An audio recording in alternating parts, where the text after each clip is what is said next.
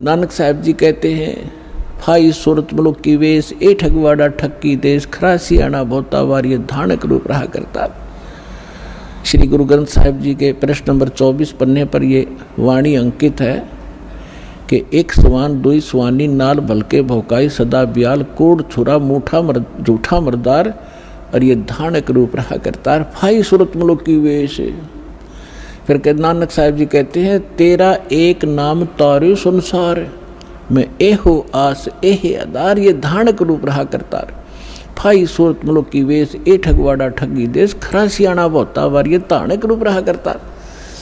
और प्रश्न नंबर 731 पे कहा है कि नीच जात परदेसी मेरा छिन आवे तल जावे, और जाकी संगत नानक रंदा कैसे मोड़ा पावे। गुरु ग्रंथ साहिब जी के प्रश्न नंबर 721 पर लिखा है, एक अर्ज गुप्तम पेश तो दर कून करतार, हक्का कबीर करीम तू बे अपरवरदिगार, नानक बुगोयत जन तेरे चाकरा फाका।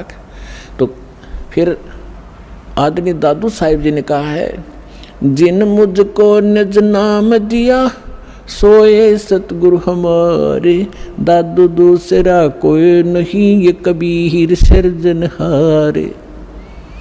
आदरणीय गरीबदास साहिब जी को परमात्मा मिले जब वो 10 वर्ष की आयु के थे। आदरणीय गरीबदास साहिब जी का जन्म विक्रमी संवत 1774 में हुआ और सन 1717 में,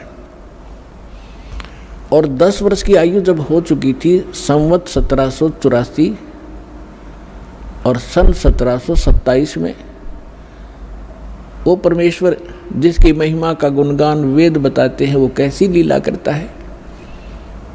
गरीबदास साहिब जी की थोड़ी सी जानकारी देंगे आपको, क्योंकि हमारे सिद्धांतम मार्ग में इन महापुरुषों का एक विशेष योगदान है सभी का, लेकिन इनमें से गरीबदास साहिब जी को परमात्मा ने अपनी योजना अनुसार पुनः वो सत्य ज्ञान दिया है जो अन्य संतों को तो दिया था, लेकिन उनकी वाणी सभी संग्रह नहीं हो सकी, या गरीब धर्मदास साहिब जी को दिया था कंप्लीट, उसने लिखा ही था साथ बैठ के।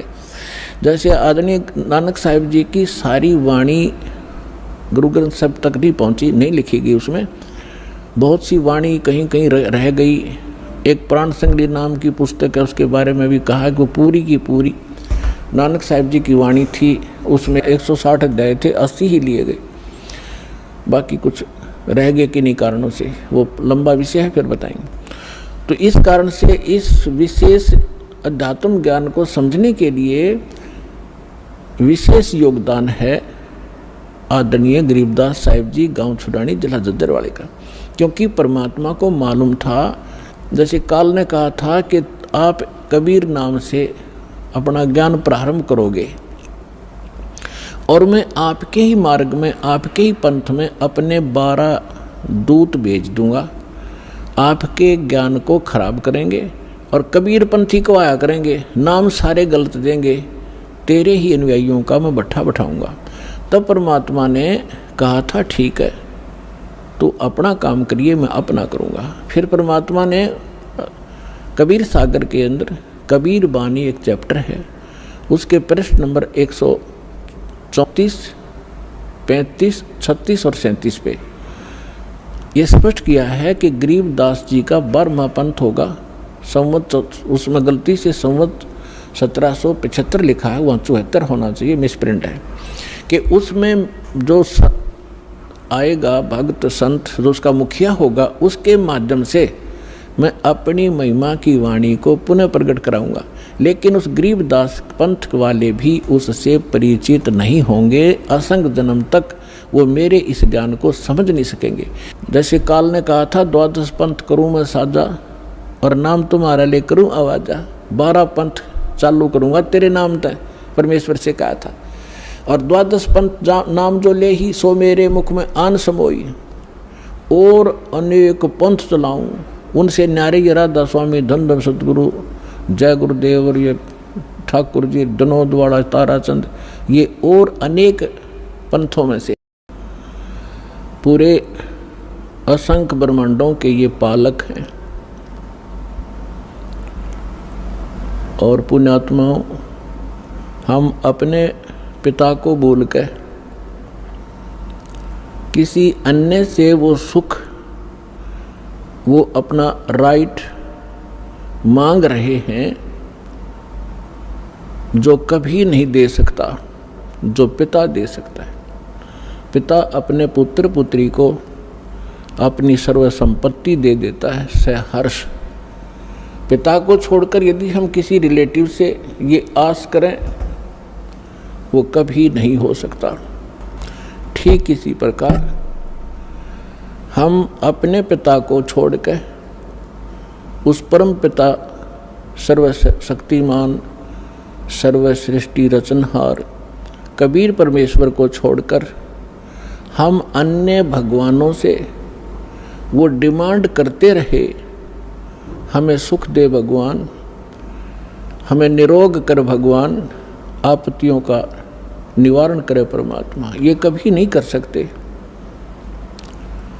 एक समर्थ परमात्मा है जिसका आज तक हमें ज्ञान नहीं था, और वो यहाँ आकर 120 वर्ष रहे, अपनी महिमा बता भी गए और दिखा भी गए। लेकिन हम बालक हैं, बालक की बुद्धि बालक जैसी ही होती है। वो 1000 रुपये के नोट को पकड़कर पाड़ देता है, खेलता खेलता उसको फाड़ देता है, उसको कूड़े में डाल देता है, अग्नि में डाल देता है, क्योंकि उसको उसकी कीमत का पता नहीं। हमारे साथ ऐसा ही होता रहा, क्योंकि हम अध्यात्म ज्ञान से परिचित नहीं हो सके, क्योंकि जिन धर्म गुरुओं को हम आध्यात्मिक टीचर मानते थे, अध्यापक मानते थे, वो अध्यापक नहीं थे। वो तो आप और हमारे जैसे ही ज्ञान के सतर के व्यक्ति थे। उनको अपने धर्म के सद्ग्रंथों का भी ज्ञान नहीं था, और जिस कारण से हम परमात्मा को पहचानने में और उससे प्राप्त होने वाले सुखों को प्राप्त करने में वंचित रहे, असफल रहे। अब उसी परमेश्वर ने दया करी, यहाँ आके अपना भेद बता के चले गए। उसके बाद अपने प्यारी आत्माओं को मिले, जैसा भगवान मिला ही करते हैं, उनका विधान है। वेदों के अंदर प्रमाण है कि वो पूर्ण परमात्मा सर्व सृष्टि रचनहार सबका पालक ऊपर के लोक में रहता है, सतलोक में, और वहाँ से सह शरीर चलकर आता है। यहाँ नेक अच्छी आत्माओं को मिलता है जो दृढ़ भक्त होते हैं, उनको अपने से परिचित करवाता है, सचखंड सतलोक ले जाता है, फिर उनको वापस छोड़ देता है। परमात्मा से परिचित वो महान आत्माएं संत उस परमेश्वर के यथार्थ ज्ञान का प्रचार किया करते हैं, लेकिन उनकी संख्या कम होती है, और वो ज्ञान सत्य होता है। पूरा विश्व असत्य ज्ञान से परिपूर्ण होता है, ओतप्रोत होता है, जिस कारण से हम भगवान को भी ठुकरा दिया हमने, और उन महापुरुषों के अमृतवाणी को भी स्वीकार नहीं किया जिन्होंने परमात्मा को देखा और पाया था। उनमें से कौन कौन हैं? आदरणीय धर्मदास साहिब जी,